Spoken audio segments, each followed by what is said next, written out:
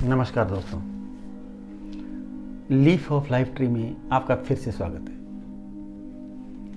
आज मैं आपके सामने मेरे फ्रांस के मित्र डेमोल की के 25 मई 1990 के पत्र का आखिरी भाग लेके हाजिर हूँ।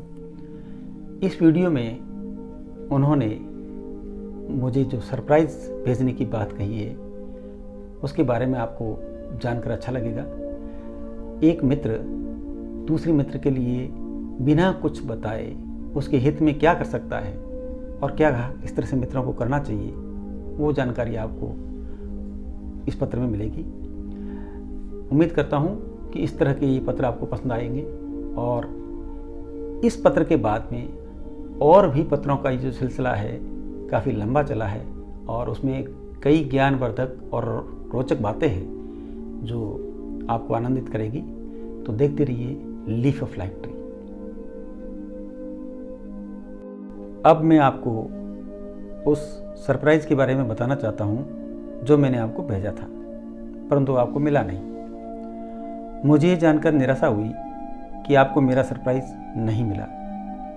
आपको पता है, मुझे लगता है कि डाकघर में पत्र खोले जाते हैं। मैंने इसे अपनी कुछ किताबों में पढ़ा है। अपने तीसरे पत्र के लिफाफे में मैंने आपको कुछ पैसे भेजे थे। मुझे पता है कि इस तरह से धनराशि भेजने की अनुमति नहीं है, फिर भी मैंने कोशिश की और अब मुझे पता चल गया है कि इस तरह से कोशिश करना असंभव है। अब मैं कभी ऐसा नहीं करूँगा। ये राशि बहुत ज़्यादा नहीं थी, परंतु ये कुछ राशि केवल आपकी मदद करने के लिए थी और आपको ये याद दिलाने के लिए थी कि मैं आपका दोस्त हूँ और मैं आपको कभी नहीं भूलूंगा। वैसे भी मुझे लगता है कि इसका एक और समाधान हो सकता है।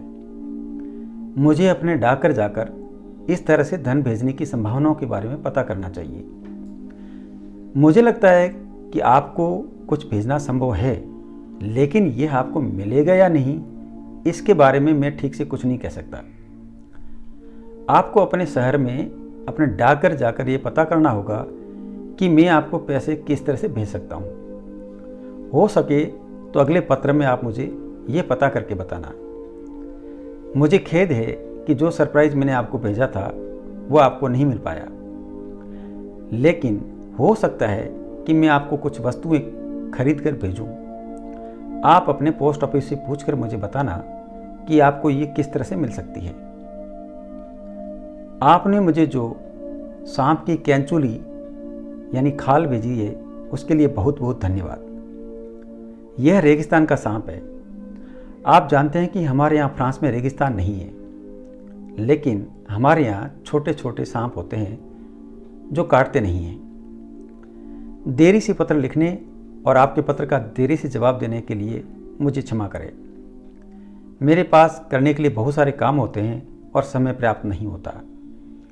फिर भी मैं अक्सर आपके बारे में सोचता रहता हूँ। आपके परिवार और दोस्तों को मेरी तरफ से शुभकामनाएं देना। आपका मित्र गी। ये वीडियो देखने के लिए आपका बहुत बहुत धन्यवाद और इसी तरह देखते रहिए लीफ ऑफ लाइफ ट्री।